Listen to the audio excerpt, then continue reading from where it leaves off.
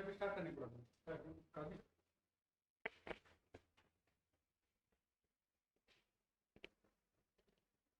एक मिनट।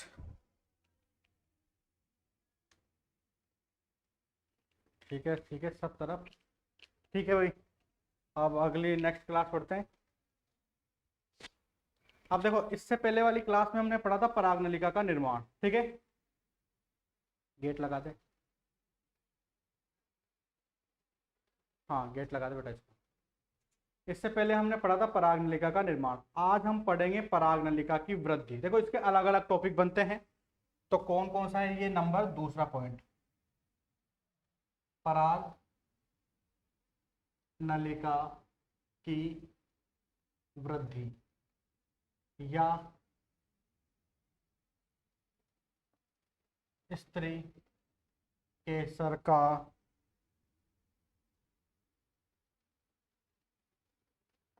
लंबवत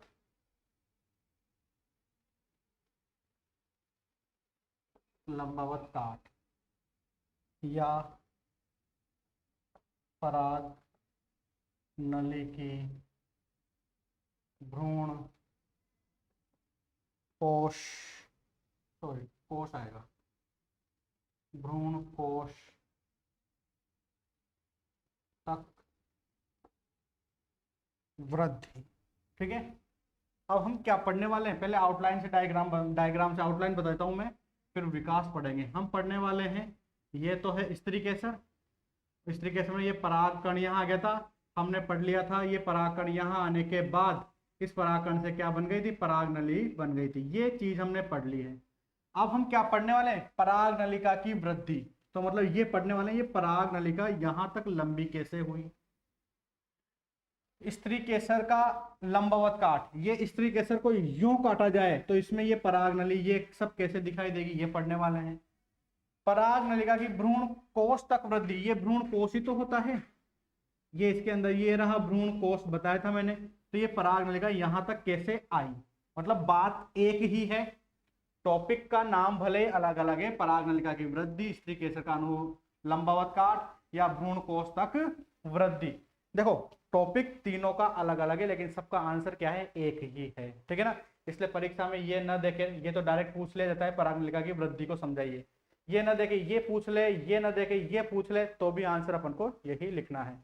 अब ये हुआ कैसे, ये मैं समझाने वाला हूं आप लोगों को।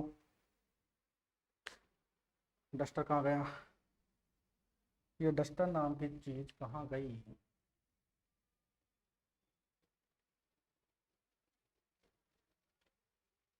इससे तो साफ ही नहीं होता। हो गया, चलो ठीक है साहब। अब देखो,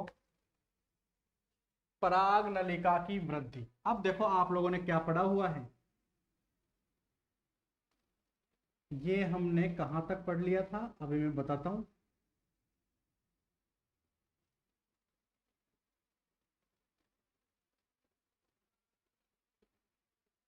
ये लो, ये हमने पढ़ लिया, ये परागकण यहां आ गया था और परागकण से पराग नलिका का ये निर्माण हो गया है। एक कायिक कोशिका थी, ये जनन कोशिका है। ठीक है साहब, यहां तक हम पढ़ चुके हैं। अब आगे ध्यान से सुनना। आप पहले आप लोग थोड़ा सा रिवाइज करो, दिमाग में डालो इस चीज को कि भाई हमने क्या पढ़ा। मैं आप लोगों को अभी 1 मिनट में इसको समझाता हूं।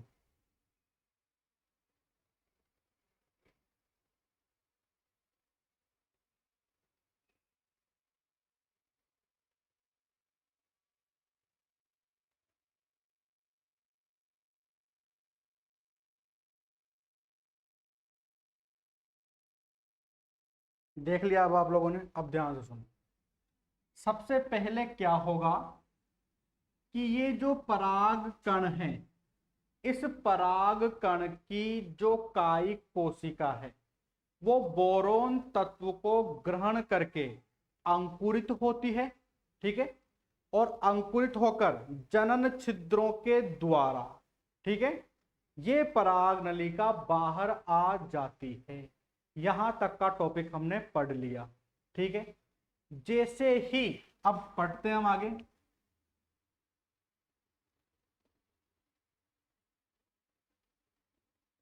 पराग नली अंकुरित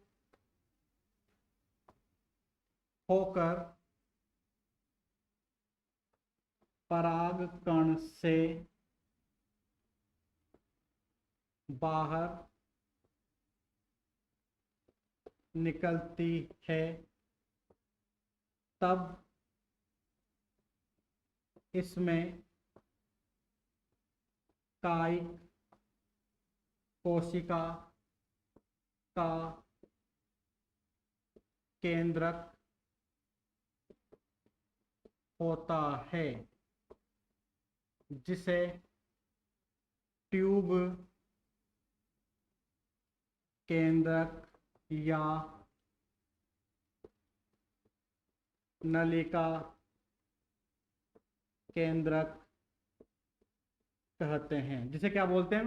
ट्यूब केंद्रक या नलिका केंद्रक कहते हैं। ये मैंने आप लोगों को पहले बता दिया, थोड़ा बड़ा कर देता हूं मैं इसको, तो आप लोगों को समझ में आ जाएगा।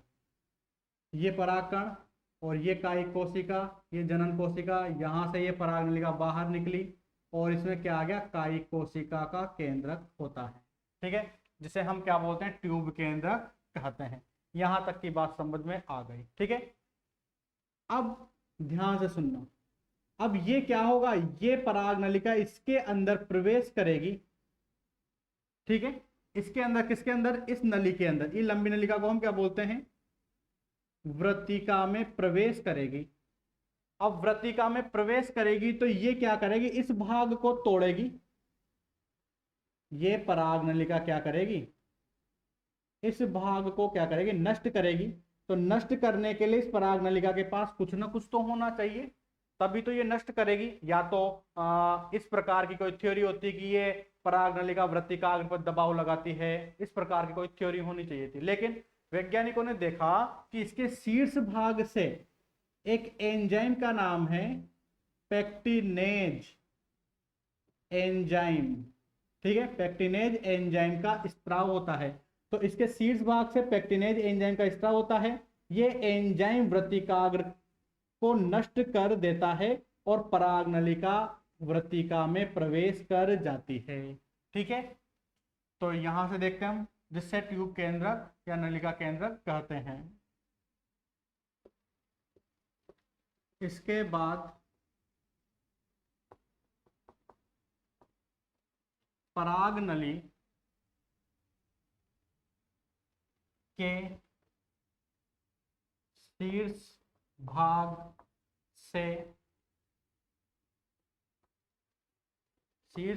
से पेक्टिनेज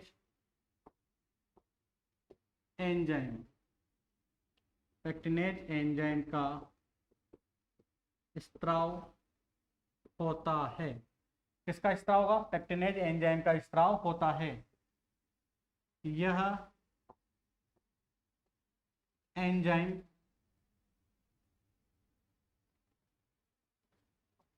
वृत्तिकाग्र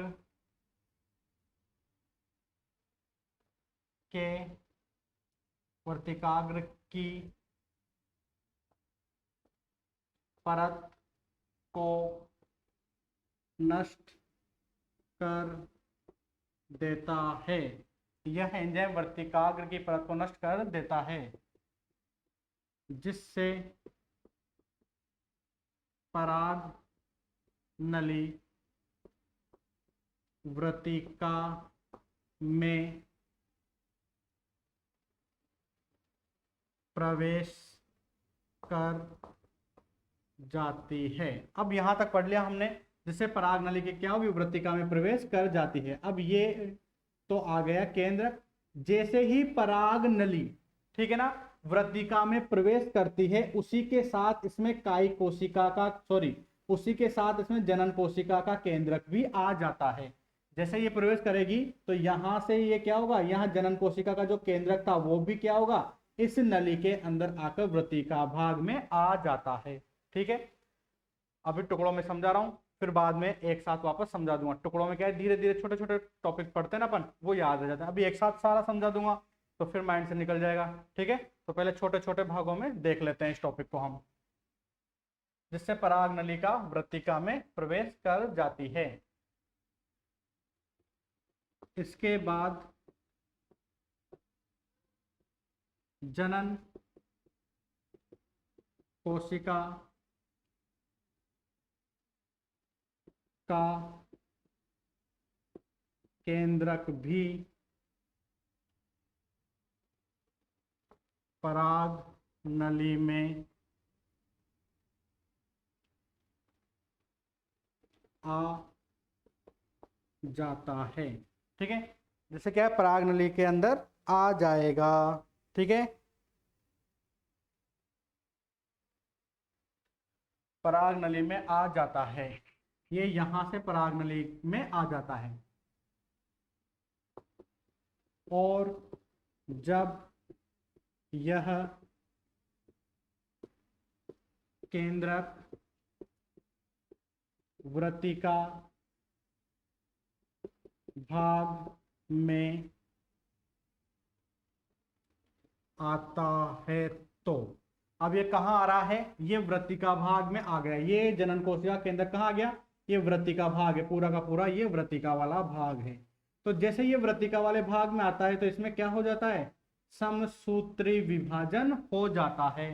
ठीक है, समसूत्री विभाजन होगा, ये तो पराग नली तो धीरे धीरे लंबाई में वृद्धि करती जा रही है, क्योंकि पेक्टिनेज एंजाइम क्या है, सपोज करो यहाँ पर क्या बना हुआ है, जाल बना हुआ है कोशिकाओं का। ठीक है, तो ये क्या कर रहा है, पेक्टिनेज एंजाइम यहाँ से इस तरह हो रहा है शीर्ष भाग से, वो इस जाल को नष्ट करता हुआ कहाँ जाएगा, यहाँ तक आ जाएगा। इसके साथ ही साथ क्या होगा, जनन कोशिका का केंद्रक भी आ जाएगा। और जैसे ही ये समसूत्री विभाजन होता है इसमें, तो समसूत्री विभाजन होने से दो नर युग्मक बन जाते हैं, एक तो ये और एक ये मैंने आपको पहले भी बता दिया था, तो इसलिए समझने में ज्यादा दिक्कत नहीं आएगी। ठीक है, तो जब यह केंद्रक वर्तिका भाग में आता है तो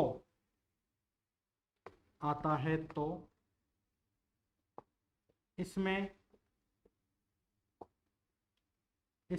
समसूत्री विभाजन हो जाता है, समसूत्री विभाजन हो जाता है, जिससे दो नर युग्मक का निर्माण होता है। अब दो नर युग्मक का निर्माण हो गया है, यहां पर ये दो नर युग्मक का निर्माण हो जाता है, दो नर युग्मक का निर्माण हो गया। अब ध्यान से सुनना अगले स्टेप। ठीक है, अब ये पराग नलिका क्या होती है, ये जो कायिक कोशिका का केंद्रक है, इस पराग नलिका के शीर्ष पर धीरे धीरे धीरे धीरे दबाव डालता है भाई, ये लंबाई में वृद्धि करती जाए।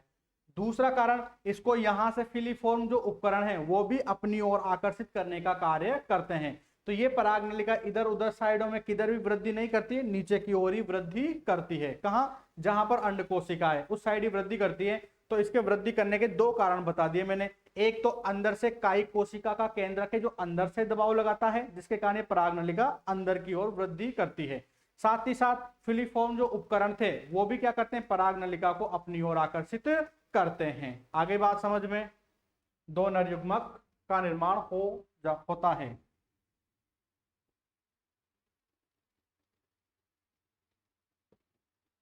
और इस समय ही कायिक कोशिका का केंद्र, अरे ये इतनी लंबा लिखने की जरूरत ही नहीं है, और इस समय ही नलिका केंद्रक, ये रहा ट्यूब केंद्रक, इस समय ही नलिका केंद्रक पराग नली में अंदर की ओर दाब लगाता है, जिससे पराग नली की लंबाई में वृद्धि होती जाती है और यह बीजांड तक पहुंच जाती है। इस समय इस समय नलिका केंद्रक नष्ट हो जाता है। अब जैसे जैसे ये क्या हो रहा है, बीजांड की ओर आती जा रही है ये पराग नली, ठीक है, ये बीजांड वाला भाग है। तो जैसे जैसे बीजांड की ओर आती जाती है तो इसमें ये दाब लगने से ये पराग नलिका का जो कायिक कोशिका केंद्रक है वो नष्ट हो जाता है, और अंत में इसमें क्या रह जाते हैं, दो नर युग्मक ही शेष रह जाते हैं। आ गई आप लोगों के बात समझ में? ठीक है, तो हमने क्या पढ़ा, पराग नलिका की वृद्धि, हमने ये पराग नलिका की वृद्धि पढ़ ली है। अब ये पराग नलिका इस बीजांड में कैसे प्रवेश करेगी, ये अगला टॉपिक है। ठीक है, तो इससे पहले हम इसको एक बार और समझ लेते हैं भाई ये क्या हुआ पूरा प्रोसेस। आप लोग एक बार चित्र को देखो, मैं पानी पी लेता हूं। बेटा पानी ला रहे ओ बालक।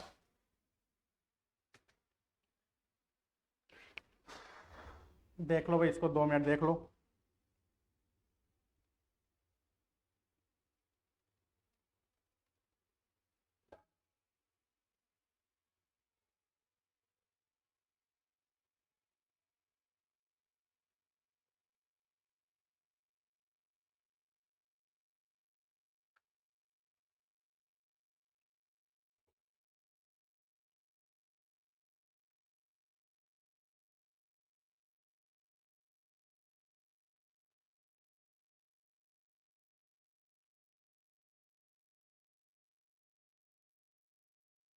देख लिया? अब साहब हम इसको समझते हैं पराग नलिका की वृद्धि को। ठीक है, देखो, पराग कण परागण की क्रिया के द्वारा कहां पहुंच गया, वर्तिकाग्र पर। ठीक है, वर्तिकाग्र पर बोरोन तत्व था, सलेस्मा में बोरोन तत्व उपस्थित होता है। तो परागकण ने क्या किया, बोरोन तत्व को ग्रहण किया और अपनी कायिक कोशिका से किसका निर्माण किया, पराग नलिका का निर्माण कर दिया। पराग नलिका कहां से बाहर निकल गई, जनन छिद्र से बाहर निकल जाती है। ये पहली स्टेप में पढ़ लिया हमने। दूसरी स्टेप में उस पराग नलिका की वृद्धि पढ़नी है अब हमें। अब ध्यान से सुनो, जैसे ही पराग नलिका का निर्माण होता है और पराग नलिका परागकण से बाहर आती है, ठीक है, उस समय पराग नलिका के अंदर कायिक कोशिका का केंद्रक होता है। उस समय पराग नलिका में कायिक कोशिका का केंद्रक होता है। इस पराग नलिका के शीर्ष भाग से, ये शीर्ष भाग, ठीक है, उस शीर्ष भाग से एक एंजाइम स्टार्ट होता है। उस एंजाइम का नाम क्या है, पैक्टिनेज।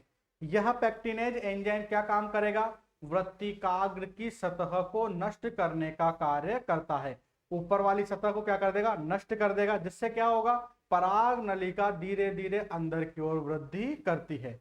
जैसे ही पराग नलिका वृत्तिका भाग में आती है, इस वृत्तिका भाग में आती है, ठीक है, उस समय जनन कोशिका का केंद्रक भी इस वृत्तिका में आ जाता है, वृत्तिका में नहीं, इस पराग नली में आ जाता है। और जैसे ही ये जनन कोशिका केंद्रक वृत्तिका भाग में आता है, ठीक है, तो उस समय यहां पर क्या हो जाता है, समसूत्री विभाजन हो जाता है, जिससे दो नर युग्मकों का निर्माण होता है। और ये पराग नलिका धीरे धीरे वृद्धि करते हुए कहां पहुंच जाती है, बीजांड की ओर पहुंच जाती है। इसको पहुंचाने का कार्य कौन कर रहा है, कायिक कोशिका का केंद्रक अंदर की ओर दबाव लगाता है, जिससे ये पराग नलिका की लंबाई धीरे धीरे बढ़ती जाती है। और अंत में जब पराग नलिका इस बीजांड तक पहुंच जाती है तो ट्यूब केंद्रक नष्ट हो जाता है और पराग नलिका में दो नर युग्मक का निर्माण हो जाता है, दो नर युग्मक शेष बचे रह जाते हैं। ये रहा टॉपिक आप लोगों के पास। ठीक है, यहां तक कोई दिक्कत नहीं है, हम डायग्राम से पढ़ रहे हैं पूरा का पूरा, तो हमें दिक्कत नहीं आएगी।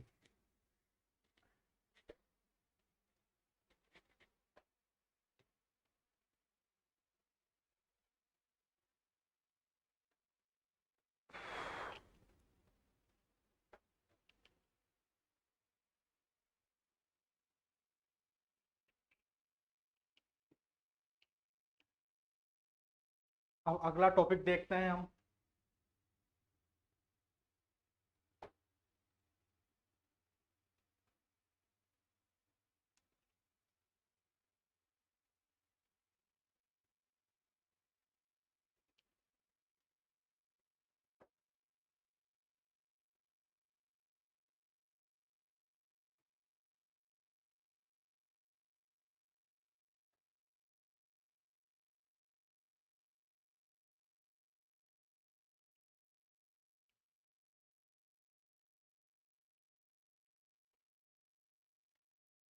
तीसरा टॉपिक, पराग नलिका का बीजांड में प्रवेश।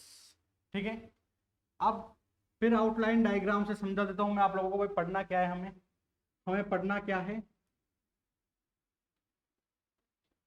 हमें पढ़ना ये है,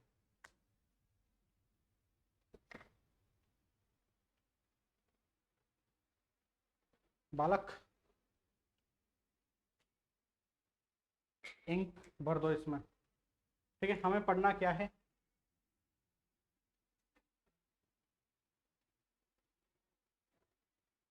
ये तो बीजांड है, बाह्य अध्यावरण, अंत अध्यावरण, और ये भ्रूण कोश। अभी केवल हम क्या पढ़ रहे हैं, ये जो पराग नलिका ऊपर से आई थी ये, अब ये बीजांड में यहां से प्रवेश करेगी, यहां से प्रवेश करेगी, या फिर ये बीजांड द्वार से प्रवेश करेगी। अभी केवल हमें ये तीन प्रवेश कर देखने, एक, दो और ये तीन। अभी भ्रूण कोश में प्रवेश नहीं देख रहे हैं हम, अभी क्या पढ़ेंगे हम, इस बीजांड में प्रवेश पढ़ने वाले हैं। किसमें प्रवेश पढ़ेंगे हम, बीजांड में प्रवेश पढ़ेंगे केवल। ठीक है, उसमें हाँ उल्टा करके दबा दे।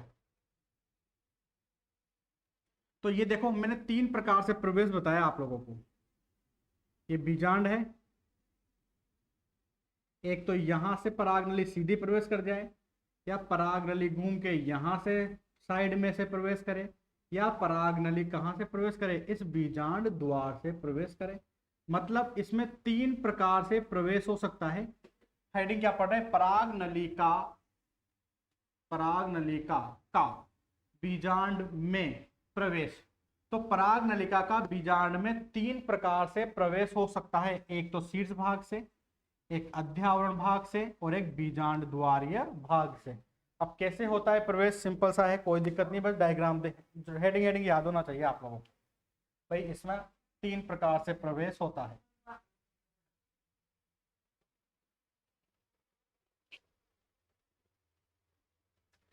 पराग नलिका का बीजांड में तीन प्रकार से प्रवेश होता है। कितने प्रकार से, तीन प्रकार से। नंबर एक, ऊपर वाले भाग को हम क्या बोलते हैं, निभाग, उसे क्या बोलेंगे, निभागीय प्रवेश। साइड वाले भाग को क्या बोलते हैं हम, अध्यावरण। तो अध्यावरणीय प्रवेश।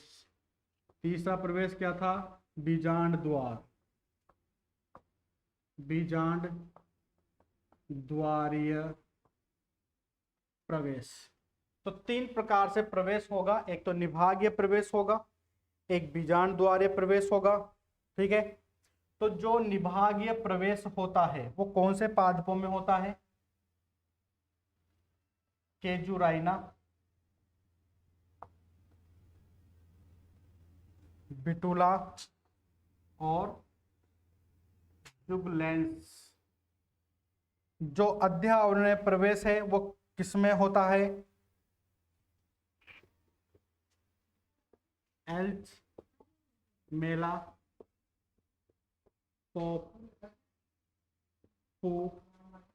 लस और कुकुरबिटा। हाँ, कुकुरबिटा इसके एग्जाम्पल हैं।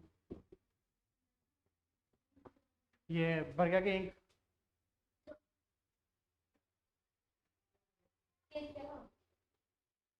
अरे पागल, कोई बात नहीं। बीजांड द्वार प्रवेश अधिकांश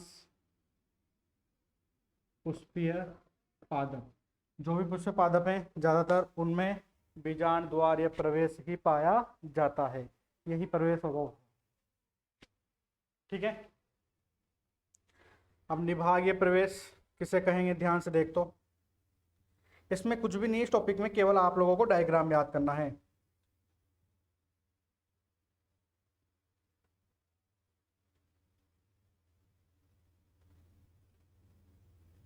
अब देखो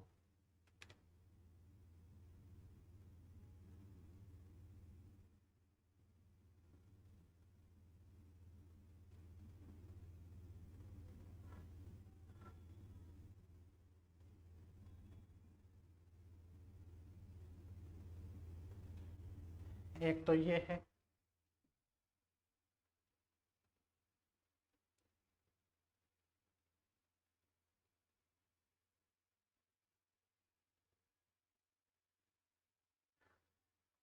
एक ये है,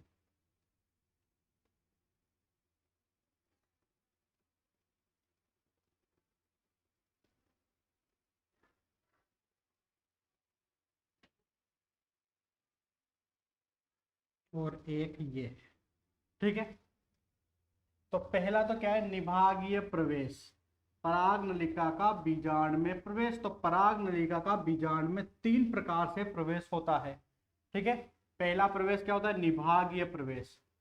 अब निभागीय प्रवेश किसे कहते हैं, जब पराग नलिका भ्रूण कोश की ओर, ये पराग नलिका रही, ऊपर से आ रही थी ना वो, तो ये पराग नलिका जब निभागीय भाग से भ्रूण कोश की ओर प्रवेश करती है, भ्रूण कोश की तरफ गति करती है, तो इसे हम क्या बोलते हैं, निभागीय प्रवेश कहते हैं। इसमें होंगे 2 नर युग्मक। आगे बात समझ में, ऐसा कौन से पादप में पाया जाता है, केजुराइना, बिटुला और जुगलैंस। ठीक है, दूसरा, जब पराग नलिका अध्या आवरण भाग से, ये अध्या आवरण, जब पराग नलिका अध्या आवरण भाग से भ्रूण कोश की ओर प्रवेश करती है, तो इसे हम क्या बोलते हैं, अध्या आवरणीय प्रवेश कहते हैं। बस आप लोगों को तो नाम याद होना चाहिए, अपने आप परिभाषा बन जाएगी। ठीक है, ऐसा कौन से पादप में होता है, एल्चमेला, पोपुलस और कुकुरबिटा के पादपों में ऐसा होता है। और जब पराग नलिका बीजांड द्वार से, ये रहा बीजांड द्वार से, बताया था ना जहां पर अध्यावरण नहीं होता वहां बीजांड द्वार होता है, तो पराग नलिका बीजांड द्वार से भ्रूण कोश की तरफ, भ्रूण कोश में नहीं बोल रहा, भ्रूण कोश की तरफ बोल रहा हूं मैं, भ्रूण कोश की तरफ प्रवेश करती है, तो उसे हम क्या बोलते हैं, बीजांड द्वारीय प्रवेश कहते हैं। ऐसा किसमें होता है, अधिकांश पुष्पीय पादपों में ऐसा होता है।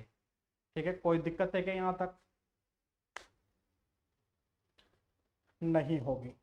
ठीक है, ये टॉपिक आप लोगों का कंप्लीट हो गया है।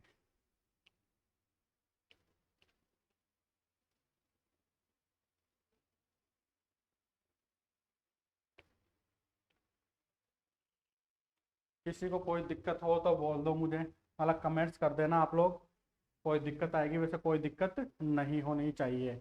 इसमें क्या है, पराग नलिका का, ये रही पराग। अब देखो इसको अगर मैं पूरा बनाऊं तो ऐसे बनेगा, थोड़ा ढंग से देख लेना, ये तो बनेगा इस तरीके से, यूं।